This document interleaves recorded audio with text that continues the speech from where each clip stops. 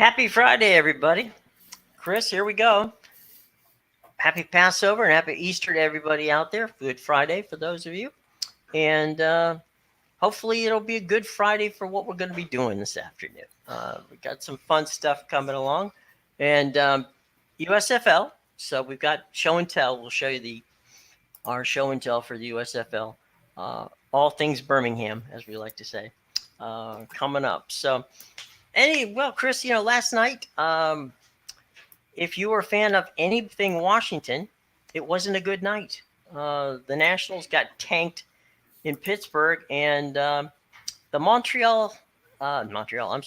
Toronto Maple Leafs laid bare the Capitals. So it was not a good night for the teams with the DC logos today.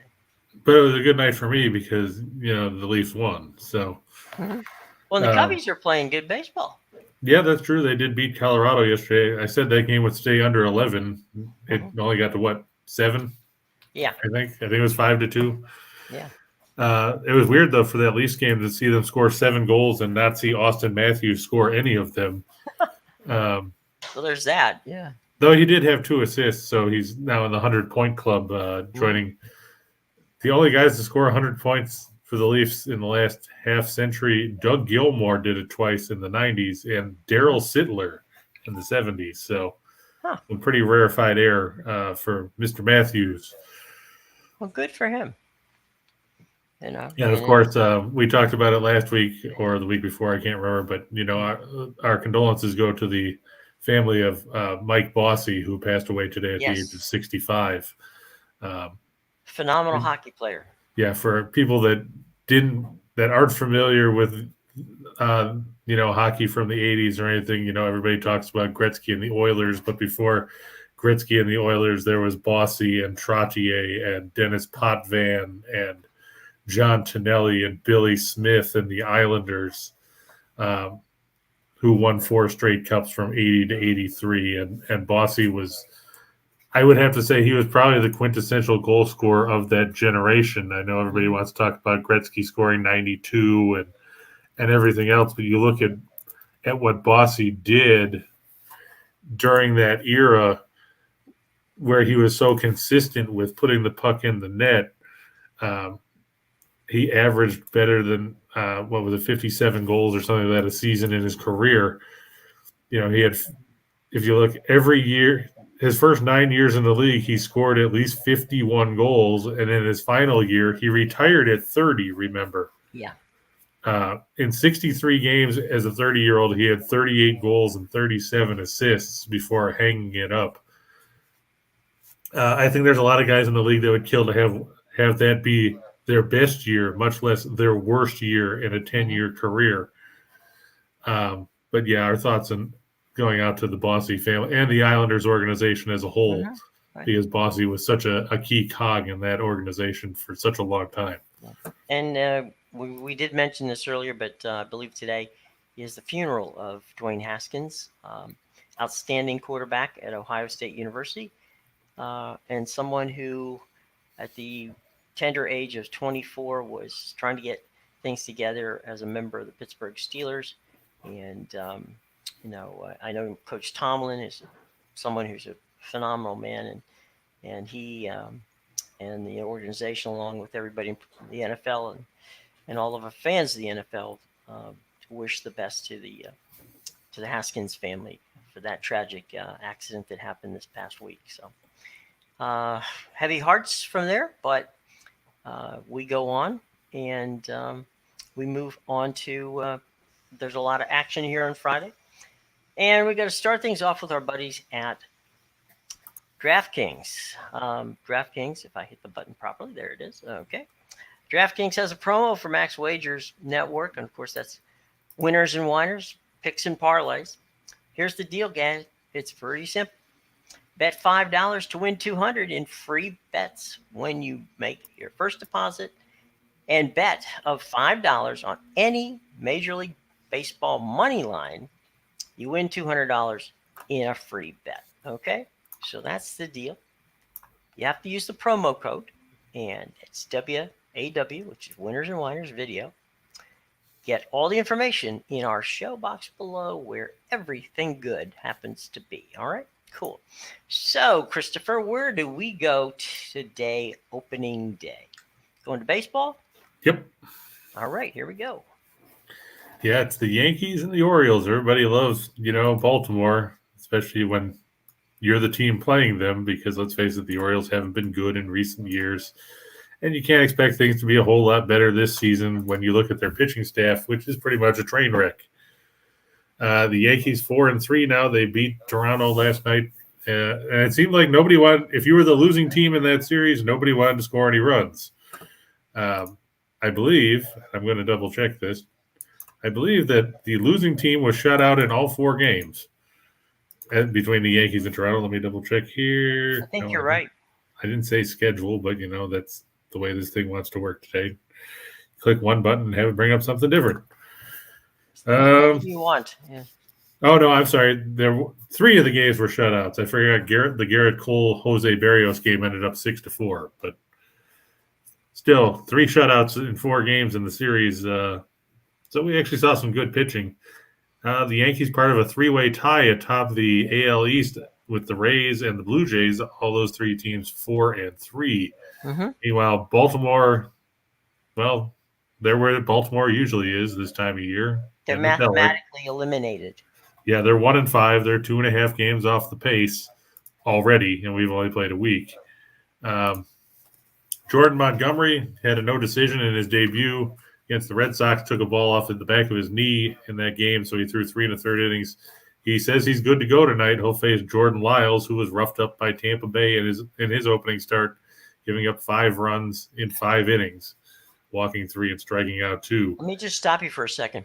When would you think that your starting pitcher with an ERA of 8.10 is actually better than the guy he's throwing against? Well, normally when it's the Orioles pitching, when you're facing the Orioles, you've probably got a good shot. Yeah. Whoa. I know it's early, but those ERAs are pretty brutal. Yeah. The Yankees tied for 22nd in the majors in runs per game with 3.5. They were 19th in runs on the road last year with 4.39. This is their road opener. Baltimore dead last in runs per game so far. They're averaging 2. Yes, that's not a typo, 2. They are slightly better at home. They average 2.67. Mm-hmm. So there's that. The total for this game is set. I think it was 9. Let me double check and make sure it's still 9 because otherwise it'll mess up my things. Oh, it was 9.5. It is down to 9. So those numbers still hold. The Yankees 4-0 in their last 4 on the road with a total between 9 and 10.5. They're 8-1 in their last 9 overall with a total set at 9 and 10.5. They're 6-2 in their last 8 against a starter with a WHIP greater than 1.3. Baltimore 15-48 in their last 63 overall, and they're 12-47 in their last 59 against the American League East. Not going to say a whole lot more about Baltimore, but the Yankees have gone 41-14 in the last 55 meetings between these teams, and they're 24-7 in the last 31 meetings in Charm City. I know Montgomery hasn't pitched well. The Yankees haven't hit all that well, but, Baltimore is usually the cure-all for what ails you when it comes to Major League Baseball in recent years. Look for the Yankees to drink from that elixir and pick up a victory here on the road. And a good victory it would be. It's, by the way, hi, Ryan, James, and Michael. Good to see all of you. In a small world category, long ago, my wife's family owned the Baltimore Orioles. And it was her uncle. And her favorite player growing up was Luis Aparicio. So it's been a long time since the Orioles have been been relevant. Davey Johnson did a pretty good job with them in the 90s. True. But, then things went sour. And Michael has a question for you here. And it is, good afternoon. He likes Marcus Stroman and the Cubbies tonight. What do you think there, Chris? Those are your boys. Yeah, they're facing German Marquez and the Rockies at Coors Field. Stroman looked pretty good in his season debut. Gave up 1 run in 5 innings against the Brewers, and then the bullpen, of course, blew it later on in the contest. Got The to do Rockies your are, best. yeah, the Rockies are a tough team to figure out. I mean, normally you expect them to hit well at Coors Field, but like I said, they only scored 2 runs last night. Marquez, funny thing about him, he's a former Cubs farmhand and ended up going to Colorado. I can't remember what the deal was that he got traded, but they had high expectations for him. Then they decided he wasn't going to fit, and they shipped him out. He's a good pitcher. He pitched 7 innings, gave 1 run on 3 hits with no walks and 5 strikeouts in his season debut, but got a no decision. I think it's going to be a good matchup, but I think, based on what we've seen from the Cubs so far, you have to give them the upper hand here. Yeah, absolutely. Dodgers. Before we get to the Dodgers and the Reds here in a second, Michael, if you remember, I think was it 94 or 95, the Jeffrey Mayer game, where Jesus. There was. By the way, we mentioned him early in the week. That the guy, the umpire on the line that night in that game was Angel Hernandez. So, of course it was. Of course it was. Why wouldn't it be? So yeah, there was. The Orioles had a good playoff run, and I believe, what was it? Was it 2014 or 2015 they got into the ALCS? Yeah, I think so. Something like that. And that game with Jeffrey Mayer was game 1 of the ALCS in '96. Yeah. So yeah, Michael, they've had some decent teams, but basically it hadn't been recently. So there you go. Now, I watched a little bit of this game last night, and the Dodgers jumped on Cincinnati pretty hard. But the Dodgers are doing something that's really interesting, Chris. They're scoring after the 7th inning.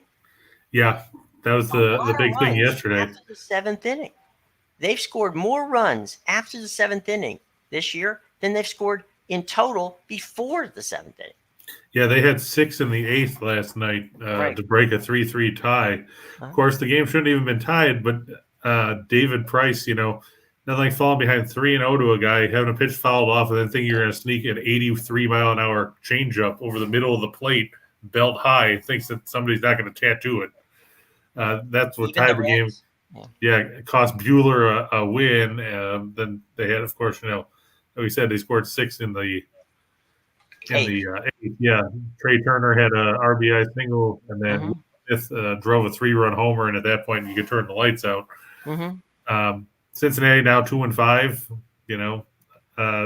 but the Dodgers, they made it interesting because it's got to make things difficult for the betting public who thought that they were going to win convincingly. I mean, they did win, and at the end of the day, but 3-3 in the bottom of the 8th is not what you were expecting in that game by any stretch of the imagination. Vladimir Gutierrez 0-1 with a .415 earned run average, a 1.846 whip, 2 walks, 4 strikeouts, and 4 1/3.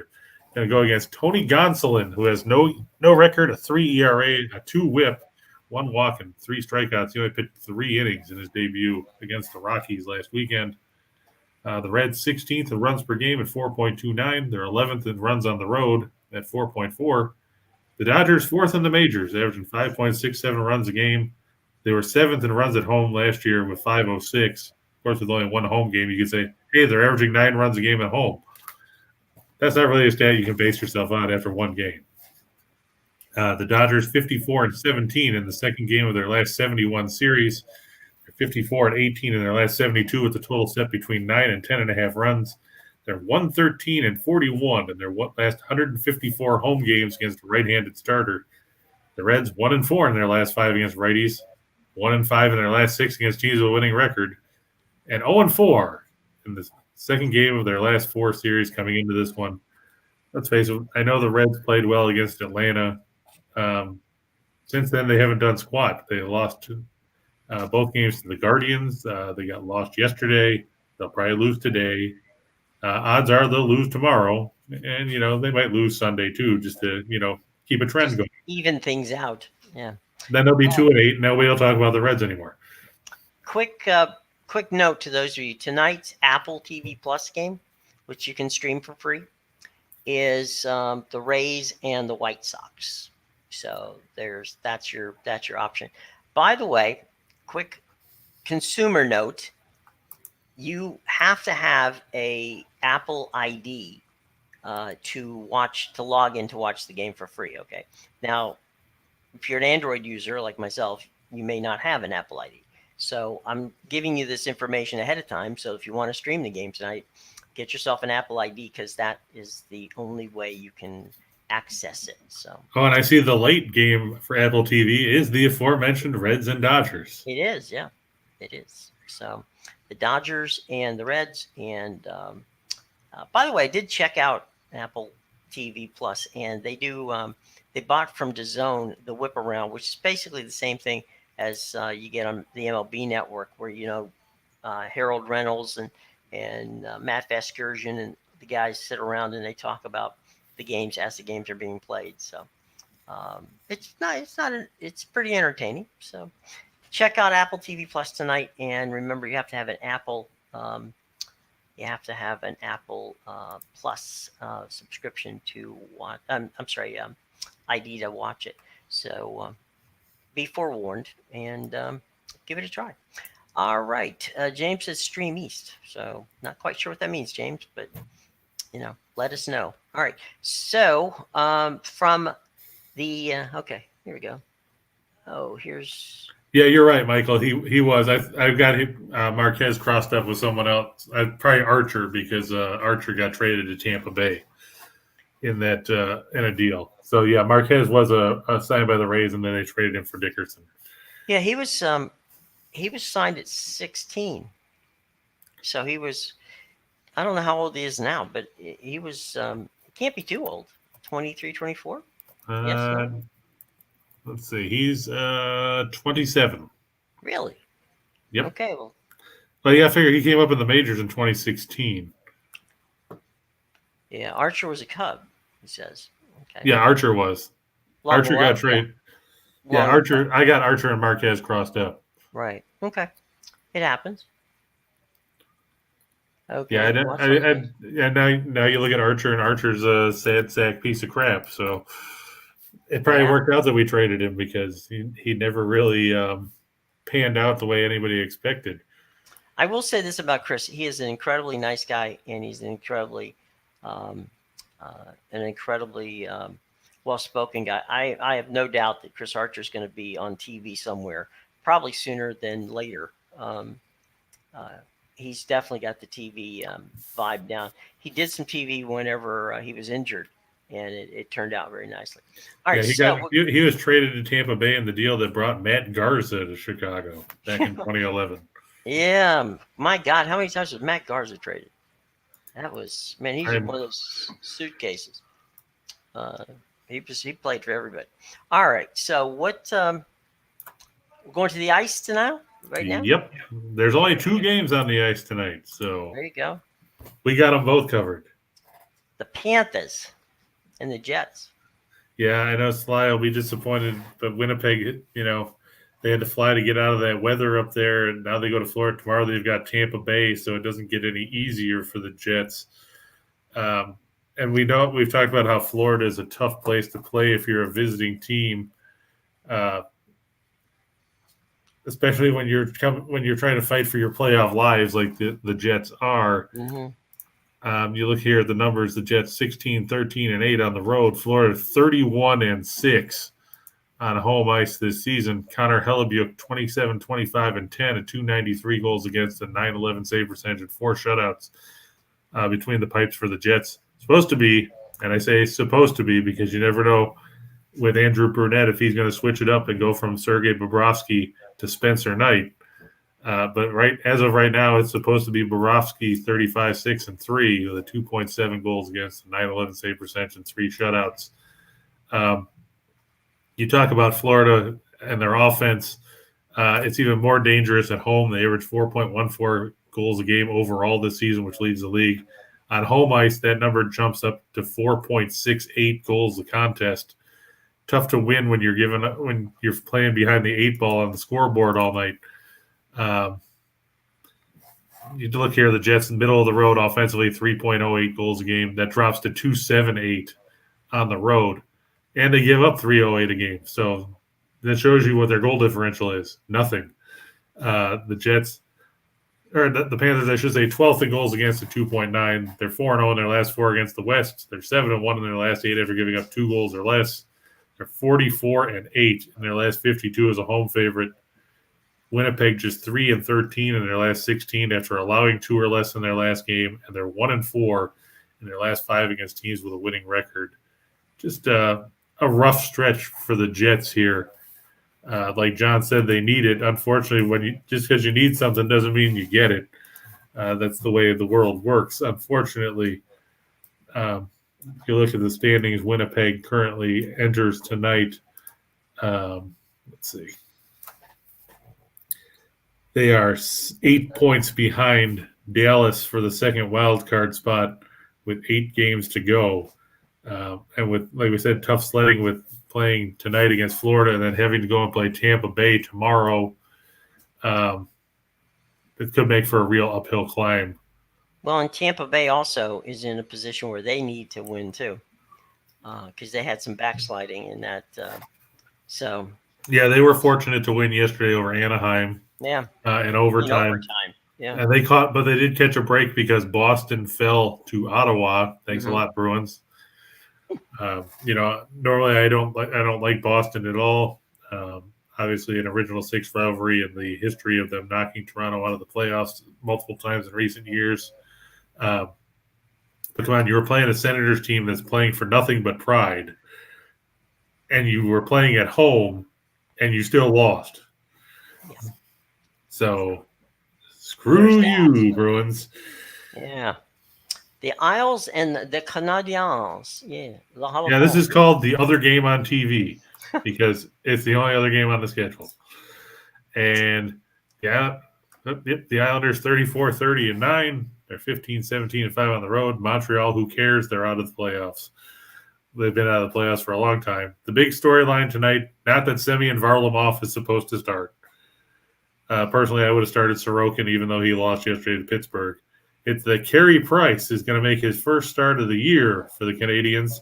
Because, why not bring him back with 6 or 7 games to go when you're in last place in the entire league? Why not play the guy that you're paying $10.5 million? Get a little return on your investment, right? Right. He was 12-7-5 with a 264 goals against a 901 save percentage and 1 shutout last year in 25 starts. Like I said, he has yet to play this season, went into the player assistance program in October, and that was the last you heard of him until last week. I'm concerned what kind of game shape is he in at this point? I mean, he hasn't played since the Stanley Cup Finals. Carey Price? Hasn't played since the Cup Finals last summer. Yeah. He's had injury issues prior to that anyway. Mm-hmm. I mean, what was it, a hip or something that impacted him a lot last season? I mean, you look, he played 25 games. He played 58 the year before, 66 the year before that, but the guy hasn't played in a year. I mean, what kind of game shape you can practice is only going to do so much for you. It's not going to put you in the situation of when you've got, guys that are barreling down on you on a 3-on-1 rush or anything like that. What kind of game shape is he in? Why bring him back now? You're not going to the playoffs. Yeah. You're not anywhere near the playoffs. You're not going to do anything to improve your team here by putting him on the ice. Well, maybe it's because they figure, all right, let's get him into a game just to get his headspace there. And even if he gives up 6 goals, like you said, they're not going anywhere. So maybe that's it. I mean, maybe they just want to get him into a game so he can get comfortable with playing again. I mean, he's going to be 35 years old. How much does he have left in the tank? It's not like you're bringing back Jacques Plante here. I'm not advocating for him. I'm simply suggesting that these are raisins that Montreal's doing. Barry Trotz is putting somebody who he thought he stole from the Capitals and Semyon Varlamov in goal, and that hasn't worked out well either. And Michael says that maybe Montreal's trying to get the number 1 pick in the ping pong balls. So They could do that with Samuel Montembeault. I mean, right. you don't have to bring Carey Price in for this. I mean, I guess you're trying to see, does he have anything left? Blah blah blah. But like I said, he's going to be 35. Is he out of contract at the end of this year, or is he still in contract? That's what I'm going to double check. I know he signed a lengthy deal before. Yeah, I know.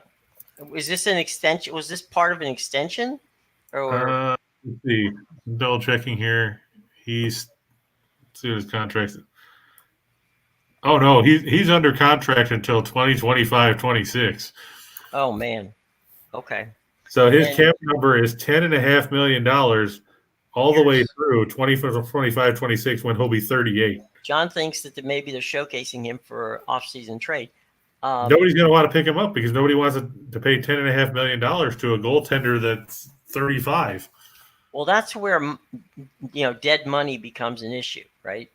How bad do the Canadians want to keep him versus how bad would somebody else take it? So if you want Carey Price, you think maybe Carey Price would be a good backup, or you're not going to pay $10 million. So that means how much does Montreal want to get rid of him? And if that's the case, then they're going to have to eat a lot of contract. So my guess is that Carey Price is probably going to be sitting out by the pool drinking Mai Tais in a year or two and not worrying about hockey, but collecting his cash. And when it comes to contracts like that, John, you should be familiar with the way that goalies get overpaid, because I'll mention a name that everybody on Long Island still shudders when they think about it, and that's Rick DiPietro. Oh yeah. They paid him a truckload of money to basically do nothing because, let's face it, he was a major bust when it came to being a relevant goaltender. I mean, his contract just ended in 2020, where he was paid a 15-year deal for $67.5 million. You bought him out in 2013. You still had to pay him for another 7 years. In Montreal's case, I don't know if anybody would take him. I don't know if anybody wants to deal with a guy like that. You have to figure what Marc-Andre Fleury getting. He's getting way less money than that, isn't he? Yeah, he is, and he's about the same age. It's true, Michael, about what Lundqvist did. He played a little bit for the Capitals, but then he hurt himself and he went back and retired. And this is, John said, he's the Bobby Bonilla of the NHL. Could be. That's true. But the problem is, and this is even if they get rid of him, right? Which I would not doubt that you're right that they would try to do. That's still money against the cap. Yeah, because even the compliance buy, like you said, it still counts against the cap. So you've just got dead cap money. Right.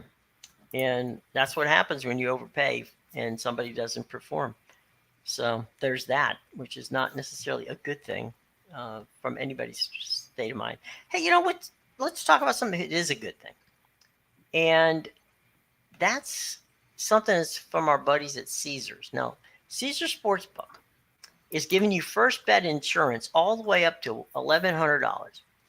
Place a first-time wager of up to $1,100.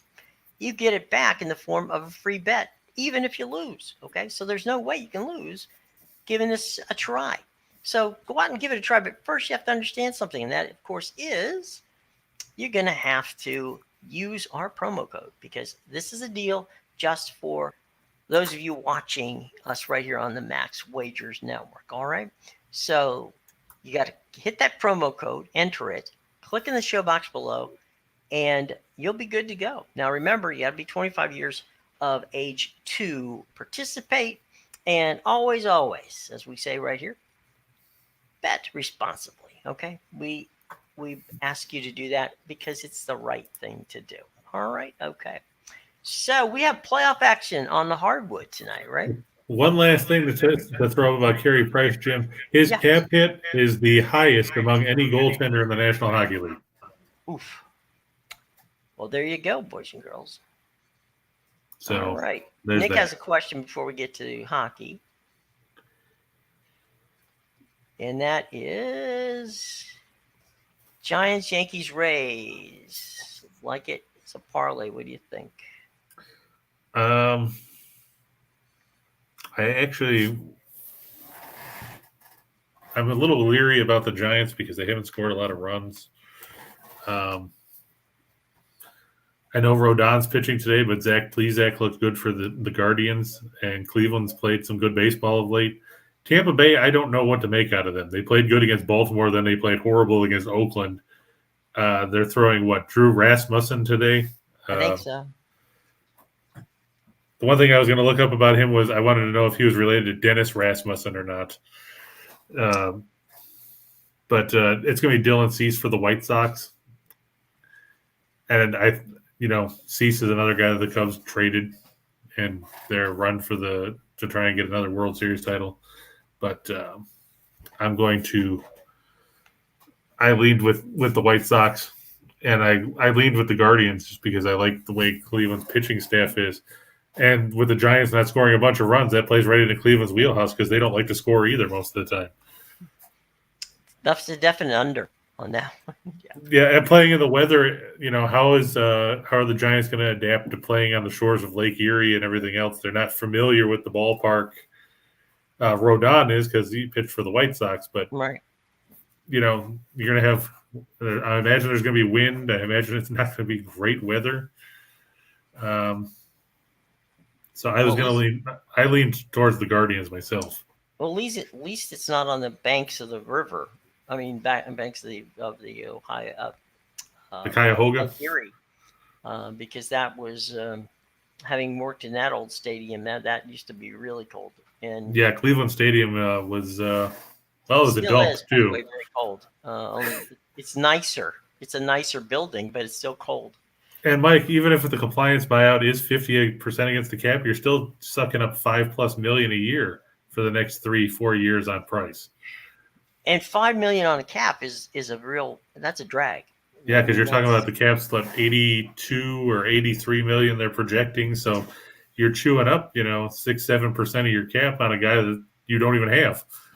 Right, and that 5%, that $5 million, for instance, could be a second or third line defenseman. Yeah. Because that's about where in the $3 to $5 million, that's where you get your lower guys, but guys who are contributors type guys.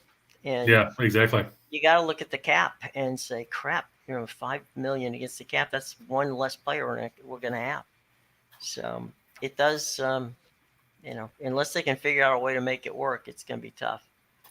Isn't Cuyahoga the reason the song Smoke on the Water? It did catch on fire. I can't tell you yet, Michael, if it is the reason for Smoke on the Water, but it did catch on fire down where they called in that area. They call it the Flats. So we'll see. And speaking of the NBA, we're going to go there. And speaking of Cleveland, we're going to go there. So here you go, boys and girls. The Hawks and the Cavaliers playing down in Atlanta. Nope, they're playing in Cleveland. Okay, well, I should have changed that to road. I just didn't see it. I'm sorry. My bad. No, that's my fault because I should have switched it. But yeah, Atlanta going to Cleveland. Atlanta, of course, blew out Charlotte the other night. You notice Tim hasn't been here since after he said the Hornets were going to win that one. Point well taken. Yes. Just kidding about Tim. He's a good guy, but he's part of our family. Cleveland, of course, lost to the Nets. So Cleveland a 2-point underdog at home. The injury report, I don't think. Last I saw, Jared Allen was questionable. I don't know what kind of shape he's going to be in, even if he plays. He hasn't played in 5 weeks with that broken finger. He's still marked as questionable. Cleveland's defense fell off a cliff after Allen got hurt. They were, I think, 5th in defensive efficiency when he was on the floor at that point. After he went out, they dropped to 20th. There you go. So on the other side, on the injury report, Bogdanovich, as Chuck will tell you, the younger Bogdanovich or whatever he wants to call him, the better one, however he wants to put it, is questionable tonight with an ankle sprain. John Collins still out for Atlanta. But, I mean, this comes down to the fact that Cleveland has not looked good down the stretch. They started off strong, then they kind of fell apart. Atlanta's still a very good team offensively, 6th in the league. They scored 132 points the other night against Charlotte. Cleveland, they're good defensively, but they can't buy a bucket to save their lives, especially in crunch time of games. They don't have a real go-to guy outside of Garland, and if he's clamped down trying to deal with Trae Young for 40 minutes, it's going to be tough for him to get some looks. And then who you rely on? Do you rely on Kevin Love? Do you rely on Lauri Markkanen? Do you hope Mobley can answer the call in a playoff situation? Atlanta, as bad as they were for long stretches this season, they've already been here before. They've been to the playoffs. They went last year. They won the first round against the Knicks. Cleveland, they overachieved, really, when you think about it. They lost Colin Sexton less than a handful of games into the year. They tried to adjust on the fly. They had Rubio. They traded him, and then Rubio got hurt. They had Rondo. He did nothing. I'm going to take the Hawks here. They're 7-0 against the spread in their last 7 as a favorite. They're 5-1 in their last 6 on 1 day of rest. They're 8-2 in their last 10 overall. Cleveland 3-9 against the spread in their last 12. 0-4 against the spread in their last 4 on 2 days of rest, and 0-4 in their last 4 at home against teams with a losing road record. I just don't have faith in Cleveland at this point of the season. You have to think that the Cavaliers' run, as nice as it was, as they say, all good things must come to an end. And unfortunately for the Cavaliers, that takes place tonight. Look for Trae Young to have another big night like he did the other night and carry the Hawks to a victory. We, our crack research department here at the Max Wagers Network, we just put out a quick link there for you, folks, so that you can click on it and find out what songs actually were about the burning of the Cuyahoga River. So, yeah, and as for Smoke on the Water, that had to do with an incident in Switzerland. Yeah. So with in Montreux, Switzerland, when they were recording Machine Head, using the Rolling Stones mobile studio at the Montreux Casino when Frank Zappa was having a concert. Well, there's a name out of the past. Yeah. Yeah. The place caught fire when somebody in the audience fired a flare gun towards the ceiling, which was mentioned in the song as "some stupid with a flare gun." Although there were no major injuries, the resulting fire destroyed the entire Montreux Casino, along with all of Frank Zappa and the Mothers of Invention's equipment. Oh, man. So the Smoke on the Water became the title of the song, which was credited to Roger Glover, who said the title occurred to him when he woke from a dream a few days later, referring from the smoke from the fire spreading over Lake Geneva from the burning casino, as Deep Purple watched from their hotel.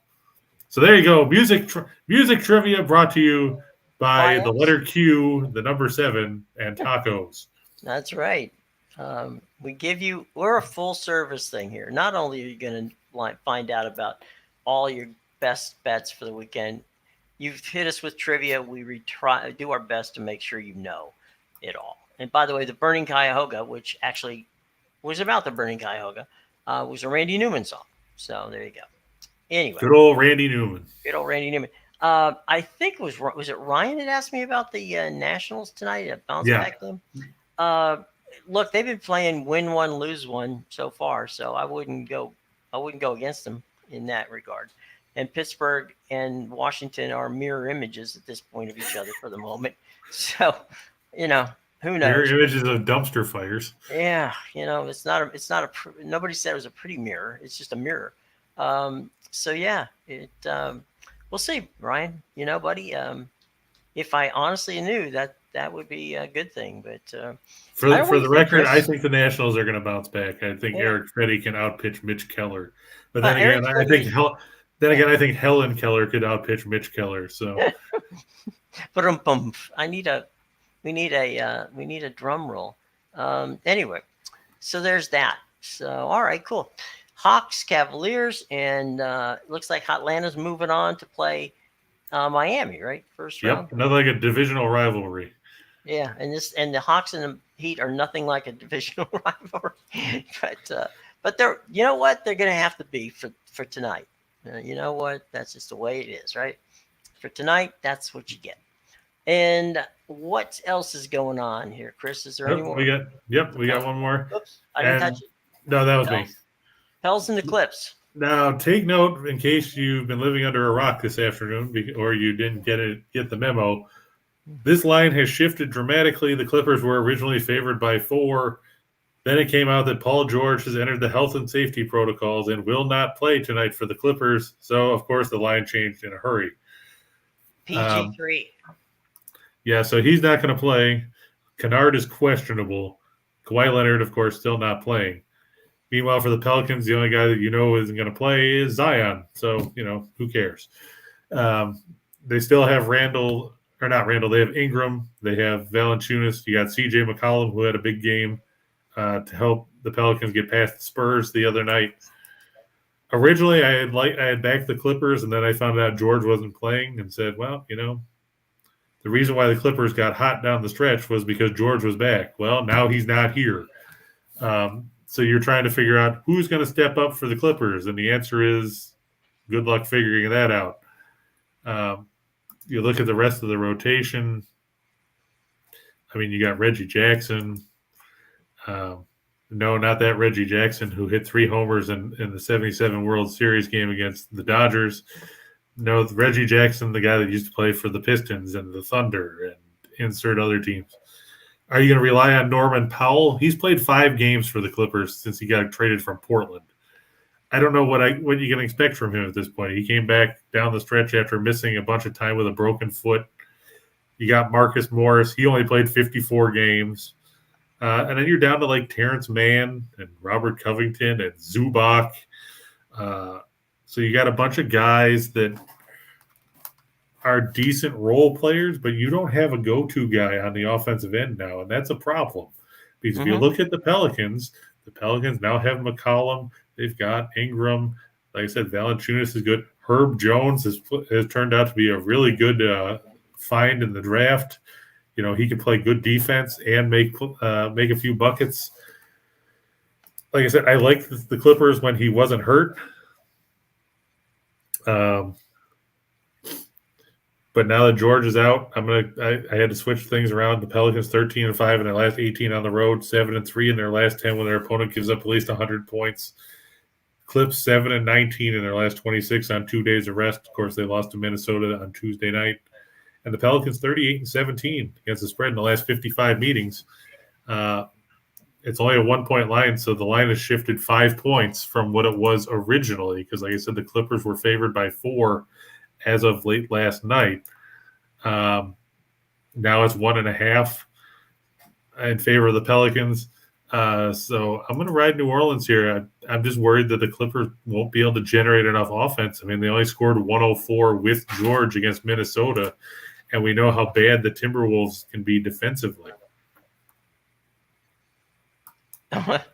There's no question about that. They're not exactly a team that you fear from a standpoint of, oh my God, I have to play defense against them. But gosh, I really wanted the Clippers to be the team to beat the Pelicans because I have George Shinn, the owner of the Pelicans, has always been one of those guys who you just look at and go, ugh, drive you nuts. But you're right. I mean, without PG3, PG13, you got problems, and they just don't have enough weapons to match up against the Pelican team that is in this one. And Michael said back to baseball there, Byron Buxton, who the Twins are banking on staying healthy, hurt himself about half an hour ago, sliding into second on a leadoff pop-up double.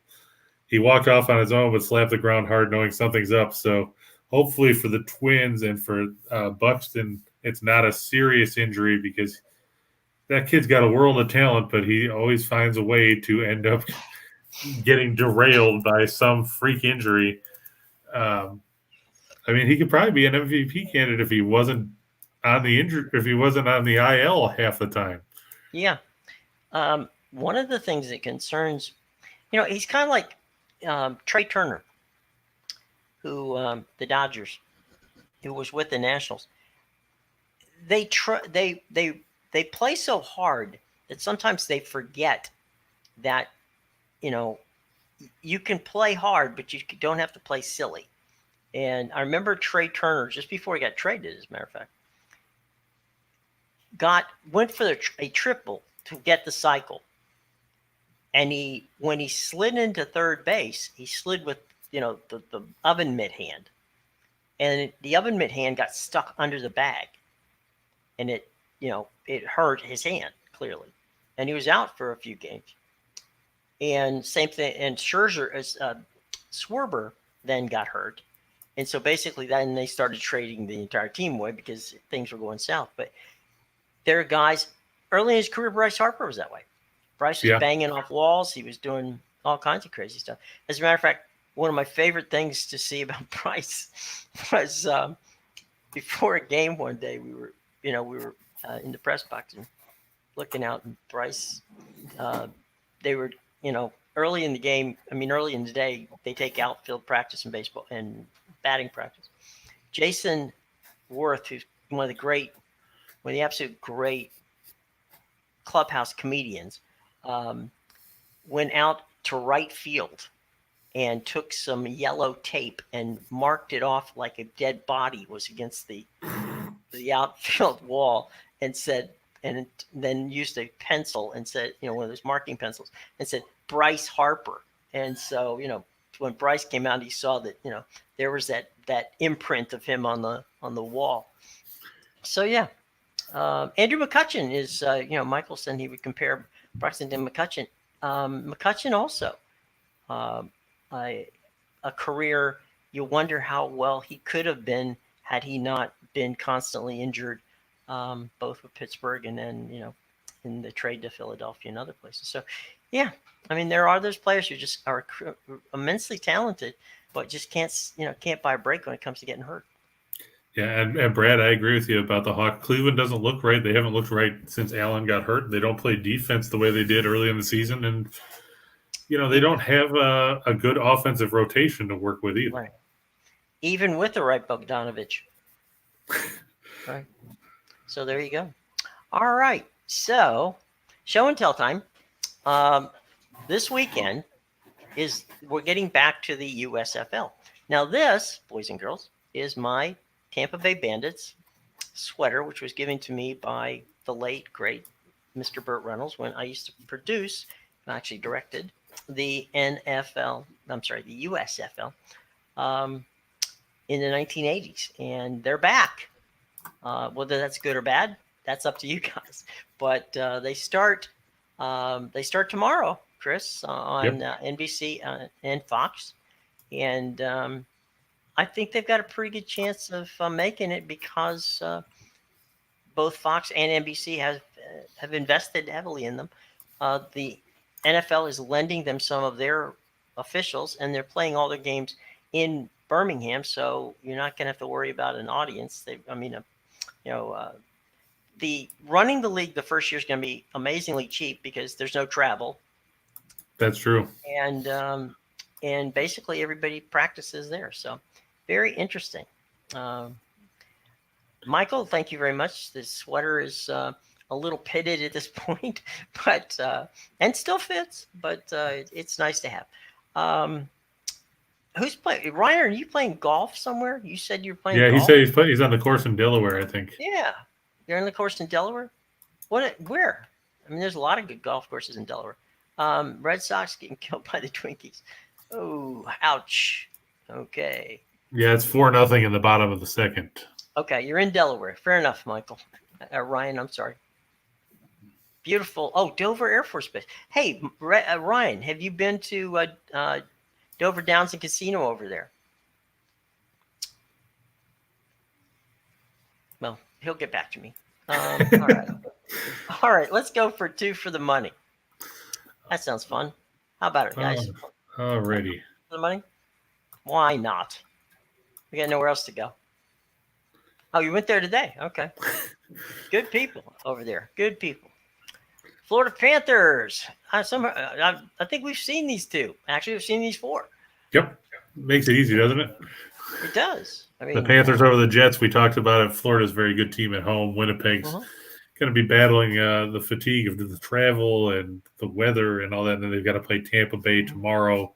Just going to be a rough sledding for the Jets. We talked about it, Cleveland and Atlanta.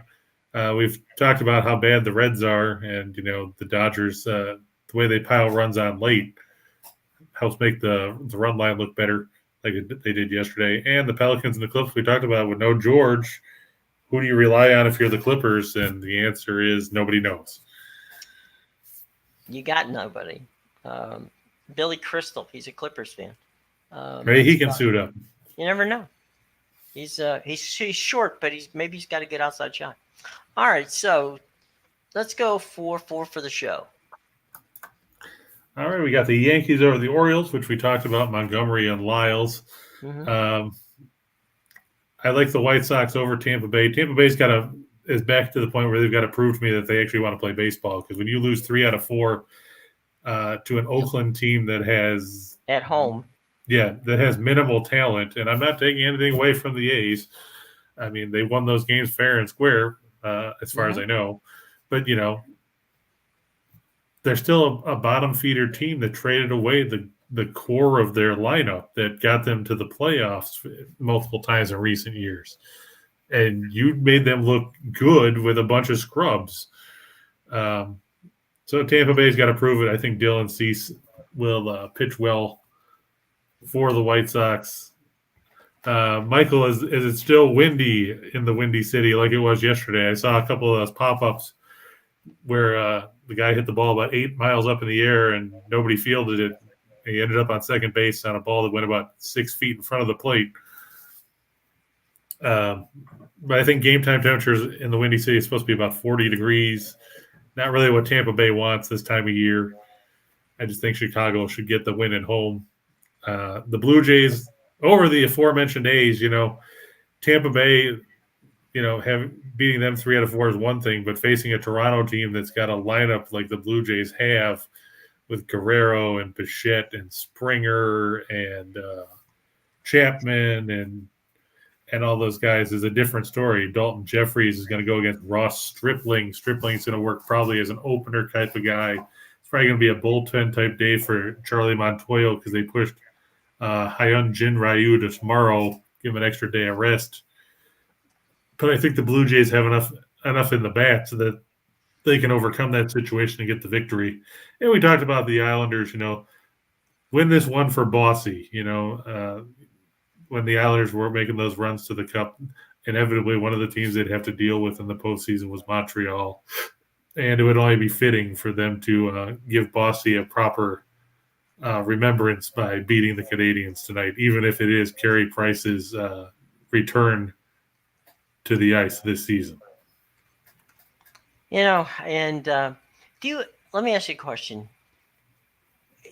I know we've all seen the movie Brian's Song, and there's that great scene where Brian Piccolo goes into the locker. I mean the hospital room with Gale Sayers after they had dedicated the game to him with the game ball, and he goes and he said, "You do realize that when you dedicate a game to somebody, you're usually supposed to win it." And so, you hope that if they go to tonight there and they win one for Mike Bossy, they actually go out and win one. Right. But there's no reason to believe they wouldn't, and that's for darn sure. I mean, that's the way it looks at this point. So, you think it's time for the menu, my friend? Yeah, and Michael, the White Sox don't mean anything to me either. But when it comes down to picking the White Sox or the Rays today, you kind of have to pick one or the other. Well, yeah, it's a binary thing, buddy. You got one, you got two. So. All right, and here is the menu. And like Andrew said, it's Jackie Robinson Day today, so let's not overlook that 75 years ago today. That's right. It's quite the anniversary. Yeah. But on the menu today, I'm going to go. Like I said, I took the Nationals yesterday. They looked good for half an inning. Unfortunately, baseball's a 9-inning game, and nobody told Washington. Hopefully today they got the memo and they'll beat the Pirates. It's supposed to be Eric Fetty, like I said, against Mitch Keller. Mitch Keller hasn't impressed me his entire career. I don't expect him to be any better here. I'm going to take the small upset and go with the Guardians over the Giants. I like the way Plesac pitches. He pitched well at home, or he pitches well at home, I should say. Rodon, I know he's got familiarity with the park, but the Giants have to hit better than what we've seen in the early going because runs have been at a bit of a premium for them. You look at the way they struggled outside that one game against San Diego. They scored 13 in that game. In their other 5 games combined, the Giants have a total of 14 runs, and 6 of those came on opening day against the Marlins. Not the kind of numbers that you want to have offensively by any stretch. The Phillies over the Marlins. I don't know what happened to Philadelphia yesterday. Apparently they forgot that they were playing baseball because it was a disappointing showing for them when you consider the fact that you went to Lone Depot Park and there were probably about 13 people in attendance, and some of those were hot dog vendors, and you still lost. The Phillies have lost 3 in a row and 4 or 5 after starting the year 2-0. They lost 4-3 yesterday. Hopefully, Philadelphia turns it around. Pitching matchup is, I think it's Zach Eflin, and is it Pablo Lopez? Let me see. Yeah, Eflin and Lopez. I like Eflin. He pitched well in his debut this season. Got a no decision. Lopez is ridiculously inconsistent, and I don't like him. So I'm going to go with the Phillies. And I talked about the Cardinals yesterday. I thought they were going to beat Milwaukee, and they promptly went out and laid an egg. So we'll turn it around. Freddie Peralta is going for the Brewers today. It's supposed to be Miles Mikolas for the Cardinals. I like Peralta. He rebounded after that slow start against the Cubs on Sunday. After he gave up 3 in the first, he shut him down the rest of his outing. He pitches well at home. The Brewers have a good bullpen. So if they get a lead, you'd like to think they could keep a lead. Look for them to prevail over St. Louis in the battle of 2 teams I like the least in Major League Baseball. I'm going to look for the Hawks and Cavs to go over 223. If you look in their 4 meetings this season, they averaged, I think it was 228.5. You have to think that we're going to see another up-tempo type game here, and that'll push past the number. The Clippers and the Pelicans, I'm a little leery now that it's over 215.5. I liked it when George was playing. I'm a little less certain about it now. But I'm going to stick to it because I like to think that New Orleans will try to run and force the Clippers to adjust to their style. Do I like Mobley over 15.5? Yeah, I mean, he's a good secondary scorer. Outside of Garland, you have to think he's going to get his share of points, especially without Collins in the block. And Clint Capella is not going to defend Mobley, so it's going to be either Bogdanovich or whoever else, DeAndre Hunter. And I like to think Mobley has the advantage over them in that situation. I look for the Panthers to hold the lead over the Jets after the end of one period of play tonight. I'm looking for the Islanders to win in regulation because I don't want to see them go to overtime because that would be the worst thing that they need to do against the guy that hasn't played hockey all year and Carey Price. I look for the Islanders and Canadiens to go over 5.5. Just seems like a low total, especially if Varlamov plays because he hasn't been great and Price has done nothing this season. So you have to think there's going to be a rust factor. How do you adjust? You don't just snap into that off the fly. It's tough to get up to game speed, especially in net. And I look for the Jets and the Panthers to go over 6.5. We talked about how dangerous Florida is on home ice. Winnipeg should get a couple of their own, and that should push this past the mark. And there you go, boys and girls. That is your mark it down and keep track of it. That's the key to what we're doing here today. is always the menu. And Jackie Robinson, 75 years ago. Hard to believe, isn't it? That's been that long. That is, it's funny. There is one other quick story that goes to that. Right after Jackie Robinson came up, in the same Dodger organization was Roberto Clemente. And the situation was Branch Rickey left the Dodgers and went to the Pirates.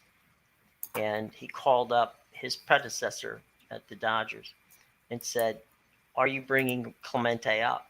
And he said, "Well, we're on our third year now of having Jackie. I'm not so sure we want to go with Clemente. He's doing well in Montreal, which is where their AAA facility was at the time." And so the Dodgers made the trade of Clemente to the Pirates, and the rest, as they say, is history. But Roberto Clemente was thought to be, he wasn't contemporary of Jackie Robinson. He came later down the line, but he was signed early by the Dodgers. They held his rights, and eventually he got moved to the Pirates. So there you go. Two tremendous athletes, Roberto Clemente and the late great Jackie Robinson, both of them in their own way trailblazers. Jackie, of course, the first African American in baseball, and Roberto Clemente, one of the first Hispanic players in baseball, and certainly one of the biggest humanitarians. Both of them left their mark on the game, and both of them are celebrated. In the case of Jackie, of course, with Jackie Robinson Day, everybody wore him 42. And in the case of Roberto Clemente, an award given to him every year, given in his name, I should say, every year by Major League Baseball. So all kinds of fun stuff in those little situations. Happy Easter to Michael. He's wishing us a happy Easter. Happy Easter to all of you. Happy Passover as well. Point of personal privilege, my niece is getting married in Philadelphia, which means I got to get out of here. But tomorrow. So there's that. And, guys, it's always fun. Remember a couple things. This is what we need you to do, okay? This is the Max Wagers Network. And I know you're watching it on a number of different platforms. Do us a favor. Go now, we'll wait, and subscribe to the Max Wagers Network, okay? And because very soon, that's going to be where you're going to watch this show live, okay? It's only on the Max Wagers Network. So if you're not watching us on Max Wagers, please go over and, hit that subscribe bell, hit the notification, and, that way you're going to be able to get us, okay? And, good to hear that Ryan is having some fun golfing out there. And we hope you have a good day. A lot of good friends over at Dover Downs. And interestingly enough, many of you probably know this, that Dover Downs is literally, the hotel and casino is literally physically against the NASCAR track. So if you have east-facing windows, you're literally you've got a box in watching the race at Dover Downs. So it's a pretty wild place. So if you ever get a chance to check it out, go there. Hit the button. You're right, buddy. We want that. Smack that thumb too. All right, yeah, all good stuff, guys. Thanks so much, Chris. Have a good holiday weekend, my friend. You too, Jim. Travel safely. Thank you. Amtrak's our friend. That's true. 30th Street Station in Philadelphia. We'll don't have time for cheesesteaks this weekend, boys and girls. That's too bad. It is. Life goes on, right? There's always time for cheesesteaks. There's always time. So I don't know. I'm on a tight schedule and I'm not in charge, so that makes it even worse. So there you go. Boys and girls, thanks so much for joining us. We always have fun. Chris, of course, it's always a pleasure working with you, my friend. And we shall see you come Monday right here on the Max Wagers Network. Everybody have a safe and enjoyable weekend, and we'll see you on Monday.